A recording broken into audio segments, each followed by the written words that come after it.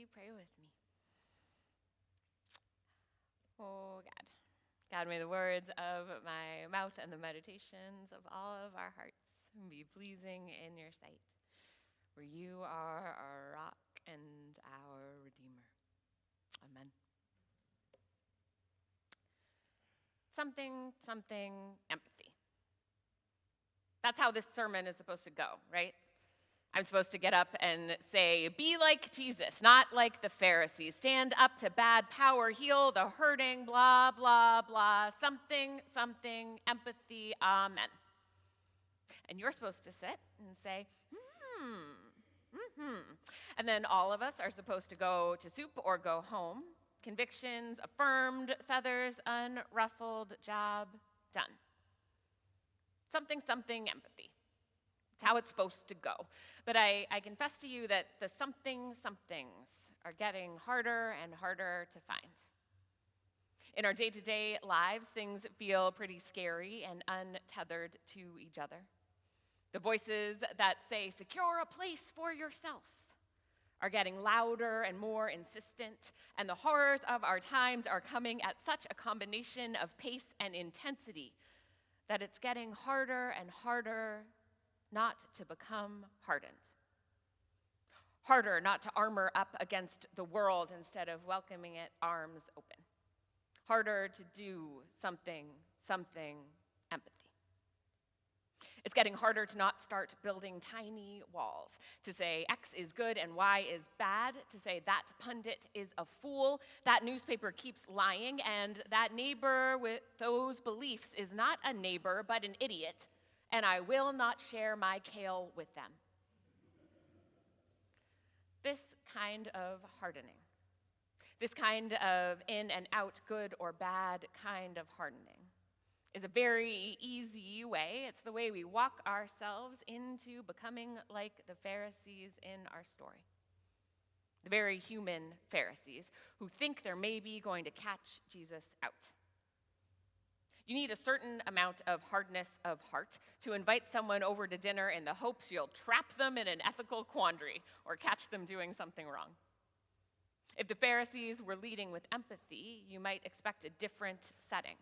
Maybe more like Nicodemus coming to Jesus at night, as he does in the Gospel of John, than dinner at a leader's house, surrounded by a group of Pharisees watching Jesus' behavior.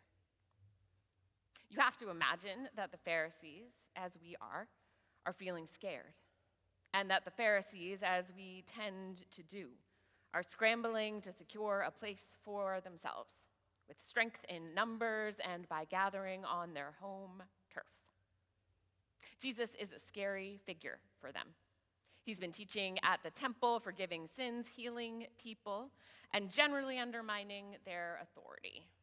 It's amping up. They're feeling critiqued and vulnerable, quite reasonably smarting a bit from the many woes that Jesus laid at their feet in Luke 11. He told them that they were full of greed and wickedness, that they lack justice and love of God, and that they load people down with burdens they can hardly carry. If someone said that to me, I too might be in the midst of planning a passive-aggressive dinner party.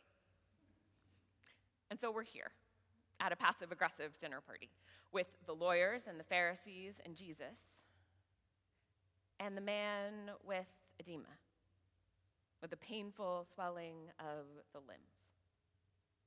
Scholars disagree over whether or not the man with edema is an invited guest, whether he is part of the setup by the Pharisees or whether his pain and hurt has driven him here in desperate hope of healing.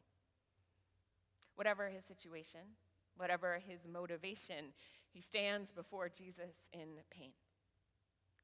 Something, empathy? And Jesus takes a pause. He asks a question.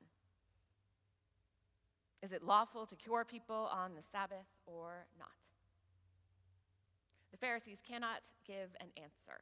They are so wrapped up in their passive-aggressive dinner party, in their sense of being wronged, that they have no response, and they stand silent. To speak is to risk their position of relative power, and the place they've secured for themselves feels so precarious that they will not risk it. Their hearts hardened by too much fear to be moved by someone else's suffering. Jesus, who in this context is vulnerable, makes a different choice. Jesus, one man surrounded by many Pharisees, guest of the powerful, away from both his disciples and his home turf, is perhaps the second most vulnerable person in this story.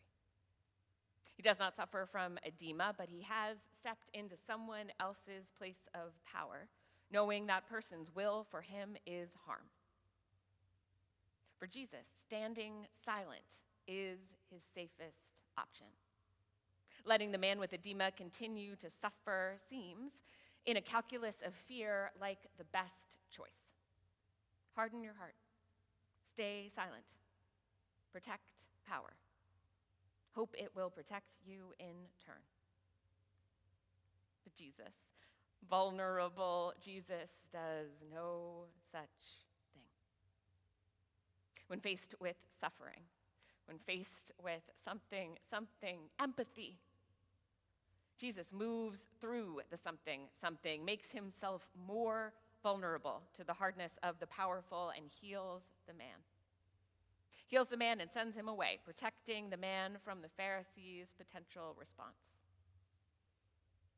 Then, and this is why he's Jesus, he turns to the Pharisees and meets them with empathy too.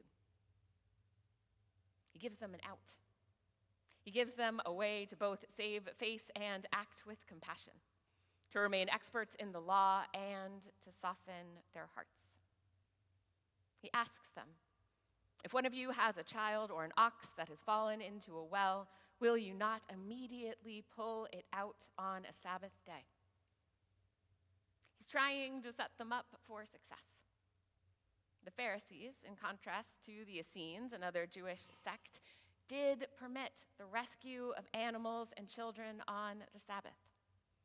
They'd taken their expertise in the law and the prophets and added up Exodus and Deuteronomy and Hosea and Micah, and the sum of all their expertise was a faithful position of mercy towards and not sacrifice of the vulnerable. That you must not ignore the suffering of a fellow creature even on the Sabbath.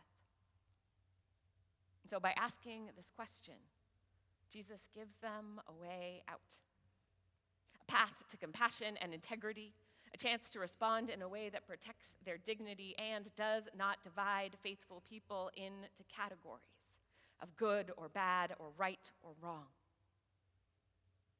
Their hearts are so hardened against him that they cannot take it. And so we grieve for the Pharisees. Something, empathy. Our hearts and minds, with our distance from the politics of the time and the positional precarity that led to the passive-aggressive dinner party, see the missed chance for peace. See the missed chance for restored relationship, and we grieve it. Our softened hearts mourn what could have been, if only something had moved. If only something, empathy. And now, our hearts and minds, softened by compassion, softened by grief, come back to our world. Come back to our something, to our empathy, which seemed so hard to find. But this time we bring Jesus with us. We look at his position and could find in his lot our own. Like Jesus at a passive-aggressive dinner party, many of us are disempowered and vulnerable right now. Many feel surrounded on all sides by political power which longs to harden us against one another, to draw lines between who is right and who is wrong, who is good and who is bad, to choose the clarity of secure convictions and the standing silence of unruffled feathers. When we bring Jesus with us, though, we have a chance to choose a different thing. When Jesus is vulnerable, he chooses empathy for all, a chance for healing and dignity for all, not just the obviously hurting, but the ones in power too, a chance to see hardened hearts as wounded, not wicked. When we bring Jesus with us, we find an invitation to a world where everybody gets another chance, where everybody is redeemable, everybody is a human, everybody is a neighbor with whom you might share your kale. And that's a powerful invitation in his times and in ours. But it's an invitation that does not lead to clarity or clear dividing lines, to convictions held tight or feathers remaining unruffled. It's an invitation that leads to risk, to vulnerability, to a dinner party that is not passive-aggressive, but will also never have an end to the guest list. When Jesus comes with us, something empathy means most convictions are held loosely. Lines are drawn in the sand or not at all. And it is not us and them, but always us and us. Thanks be to God. Amen.